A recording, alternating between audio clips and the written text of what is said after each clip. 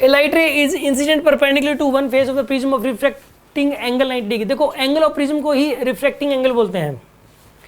Angle of prism क्या बोलते हैं बताइए? रिफ्रैक्टिंग एंगल भी बोलते हैं।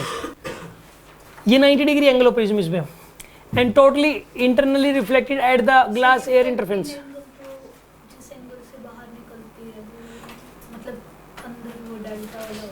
उसको रिफ्रैक्टिंग एंगल नहीं बोलते, उसको तो इनसाइड वाला एंगल ऑफ इंसिडेंस बोलते हैं। एक तो R1 होता है, एक R2 होता है।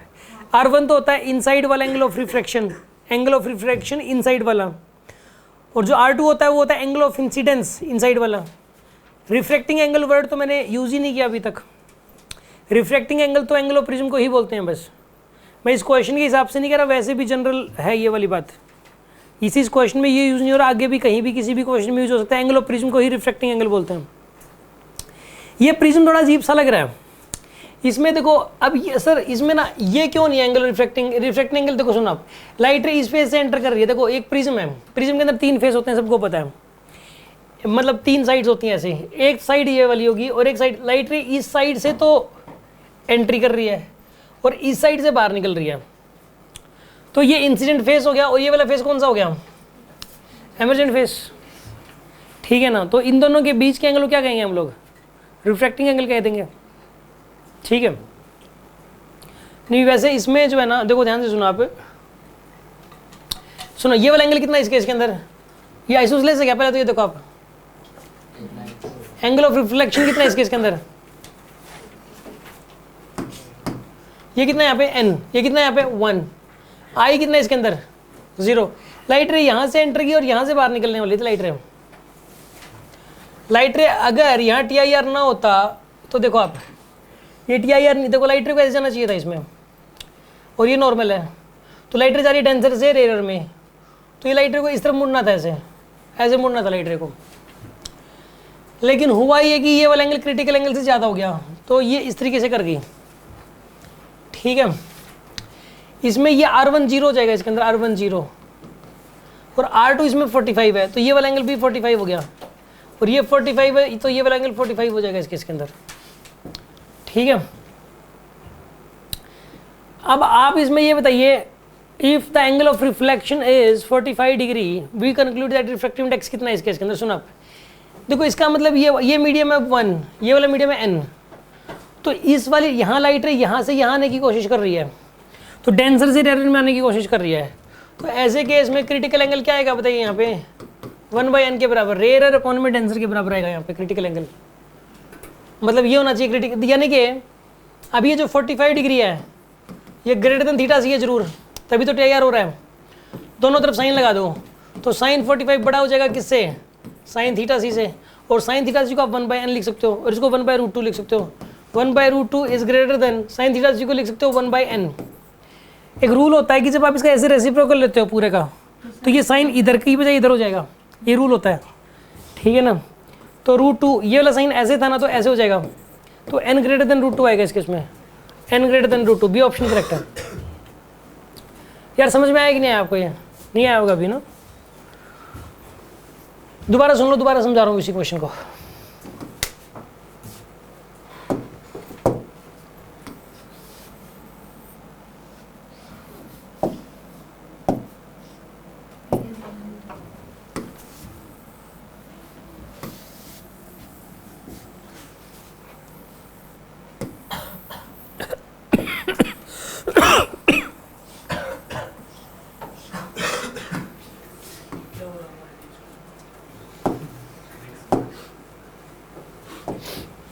देखो एक बात बताओ आप मुझे, लाइट रे इस फेस पे नॉर्मली पड़ रही है कि नहीं पड़ रही है? इस फेस पे कैसे पड़ रही है लाइट रे? नॉर्मली पड़ रही है। जब लाइट रे नॉर्मली पड़ती है तो एंगल ऑफ इंसिडेंस क्या होता है उस केस में? 0। एंगल ऑफ इंसिडेंस क्या होता है इस केस में? 0। इसका ये नॉर्मल लाइन है इसकी, ये नॉर्मल लाइन है इसकी, तो इसका I 0 है, तो R1 भी क्या हो जाएगा इसका? 0। या रूल ये होता है कि जैसे कि मान लो कि इसमें ना ट्रायंगल की शेप होगी, है क्या ट्रायंगल की शेप? इसमें कैसे निकलेगी?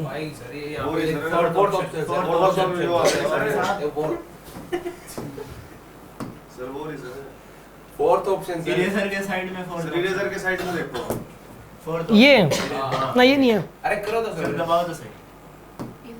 ये अरे क्या बात है यार, तुम्हें तो पता है। ये चलाया सर बचपन से। ये ट्रायंगल है एक। ना ऐसा ट्रायंगल है। ठीक है, ये बचपन से चला लिए सर, लेकिन बस क्वेश्चन सोल्व नहीं होते हैं। देखो वो बचपन से नहीं करता। इसमें जो है ना, मान लो कि एक लाइट रे नॉर्मली पड़े ऐसे नॉर्मली पड़ेगी लाइट रे। इस केस में क्या होता है बताओ आप। और यहाँ पर ये वाला एंगल कितना है यहाँ पे आर, और ये लाइट रे ऐसे जाने की बजाय ये किस तरह बेंड होती है, अवे फ्रॉम नॉर्मल, ऐसे बेंड होती है। जब ये लाइट रे ऐसे नॉर्मल, क्योंकि ना मैं आपको, क्योंकि ना बार बार हम इसी शेप को देखते हैं, बार बार प्रिज्म की, ये फर्स्ट टाइम आ रहा है इसलिए थोड़ा अजीब सा लग रहा है। बार बार हम इसी चीज़ को देख रहे हैं, तो मैं इसके थ्रू समझा रहा हूँ कहानी को। ठीक है, ये लाइट रे जब ऐसे पड़ रही है सरफेस के साथ 90 डिग्री एंगल पे ऐसे, तो आई कितना हो इस केस में 0 ताई, आई कितना होता है इस केस में बताइए यहाँ पे 0। R1 भी कितना हो जाएगा इस केस के अंदर 0। ये R2 है, ये वाला एंगल क्या है यहाँ पे, और R2 की वैल्यू A के बराबर है कि नहीं है बताइए आप। R2 की वैल्यू किसके बराबर है यहाँ पे, A के बराबर है सर। R2 की वैल्यू A के बराबर, समझ आ गया। R1 की वैल्यू क्या यहाँ पे 0, लाइट रे ऐसे गई है, I 0 R1 भी 0, तो R2 की वैल्यू किसके बराबर आ गई A के बराबर। इसमें अगर TIR भी हो जाए, ये R2 greater than critical angle हो जाए, तो लाइट रे इसी मीडियम में वापस भी आ सकती है। यहाँ पे लाइट रे इसी मीडियम में वापस आ सकती है, ये वाला एंगल भी R2 हो जाएगा। अभी भी R2 की वैल्यू A के बराबर ही होगी, क्योंकि R1 0 है, R1 plus R2 equal to A होता ही है, जो कुछ भी हो जाए। इस बात को कोई बदल नहीं सकता, ये R1 plus R2 equal to A, ये तो हर जगह वैलिड है, कहीं पर भी इनवैलिड नहीं होगा। ठीक है ना। अगर आप सैकड़ों क्वेश्चन सोल्व करोगे तो आपकी बात में दिमाग में सेट हो जाएगा कि R1 plus R2 equal to A, तो आप कभी भी कहीं भी कैसे भी लगा सकते हो। तो और लाइट रे TIR करे, अंदर TIR ना करे, लाइट रे को नॉर्मली डाल लें, चाहे कैसे मर्जी डाल लें, लाइट रे को नॉर्मली डाल दिया, I 0 गया, R1 0 गया। अब लाइट रे TIR कर गई तो ठीक है। अभी तो सुनो, मान लो लाइट रे TIR कर गई, अब अगर लाइट रे जो है, लाइट रे क्या करेगी इसके अंदर बताइए, TIR कर गई मान लो ऐसे, ठीक है। अगर लाइट रे TIR कर गई तो R2 की वैल्यू किसके बराबर आएगी यहाँ पे A के बराबर।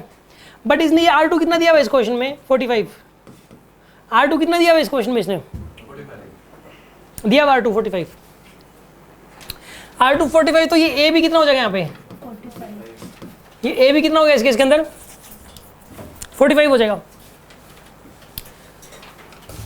अब इसने ये बोला कि ये वाला मीडियम कितना है यहाँ पे n, और ये वाला मीडियम कितना है यहाँ पे 1। तो अब ये बताइए n की वैल्यू बताओ इस क्वेश्चन में। मैंने इस फिगर को, इस फिगर की जगह ये वाली फिगर दे देता तो कोई प्रॉब्लम नहीं थी, सेम ही क्वेश्चन अभी भी। इस 90 का कोई यूज ही नहीं हो रहा यहाँ पे, ये 90 ऐसे बेवकूफ बनाने के लिए दिया हुआ है, इस 90 का कोई यूज नहीं हो रहा यहाँ पे। अब एक काम करो आप, इसमें क्रिटिकल एंगल बताइए आप, इसका मतलब ये हुआ अगर ऐसा हो रहा है तो ये जो 45 है जरूर, ये 45 किससे बड़ा है क्रिटिकल एंगल से, तो दोनों तरफ साइन लगा दो। ऐसा करना अलाउड होता है, दोनों तरफ, जो अगर इधर भी एंगल है इधर भी एंगल है तो दोनों तरफ साइन लगा सकते हो आप। ठीक है ना, मैथ्स की छोटी सी बात है, याद कर लो आप। Sine 45 is greater than sine theta C, sine 45 होता है 1/√2, साइन थीटा सी क्या होता है रेर अपॉन टेंसर, तो 1/n। रेसिप्रोकल ले लो, ये रूल होता है कि रेसिप्रोकल लोगे। अब एक बात बताओ, 3 ग्रेटर देन क्या होता है 2 होता है, अगर दोनों का रेसिप्रोकल ले लो तो 1/3 ये 1/2। अब साइन उल्टा करना ही पड़ेगा क्योंकि 1/2 बड़ा हो गया, अब 1/2 बड़ा हो गया 1/3। हाँ जी सर, आपने ये कैसे लिख दिया 45 इज ग्रेटर देन, क्योंकि यहाँ पे TIR हो रहा है, इसने दे रखा है TIR हो रहा है। अब लाइट रे इस फेज से एंट्री की, इस फेज से बाहर निकलनी चाहिए थी, लेकिन इस फेज से लाइट रे बाहर नहीं निकल रही, ऐसे इसी मीडियम में वापस ऐसे रिफ्लेक्शन हो गया इसी मीडियम में। तो इसका मतलब यही यहाँ पे TIR हो रहा है, और TIR का मतलब ये 45 यहाँ पर डेंसर से रेयर का जो भी क्रिटिकल एंगल बनेगा उससे बड़ा है, इसका मतलब 45 इसका मतलब क्रिटिकल एंगल से बड़ा है। एक बात बताओ, लाइट रे इस मीडियम से एंट्री की, इस बाउंड्री से, तो इस बाउंड्री से बाहर निकलनी चाहिए थी कि नहीं निकलनी चाहिए थी, निकल तो नहीं रही, सेम मीडियम में रिफ्लेक्ट बैक हो जा रही है। तो सर इसका मतलब क्रिटिकल एंगल से बड़ा है ये वाला एंगल, या बराबर भी हो सकता है, बराबर में तो ग्रेज करती बड़ा ही है, बड़ा ही है। ठीक है ना, 45 इज ग्रेटर देन थीटा सी, तो यहाँ पे ये लाइट रिफ्लेक्ट ये दे रखेगी, यहाँ पे वापस आ रही है इसी मीडियम में, तो इसका मतलब 45 ग्रेटर देन थीटा सी, तो यहाँ पे sine 45 greater than sine theta C 1/√2 greater than 1/n, तो n इज लेस देन √2 आ जाएगा इस केस के अंदर, n लेस देन √2 आएगा, नहीं n ग्रेटर देन √2 आ जाएगा इस केस में, बिल्कुल। क्या आंसर आएगा इसका? कोई शक किसी को इस बात में? दोबारा बताऊं इसको, समझ में आ गया आपको ये?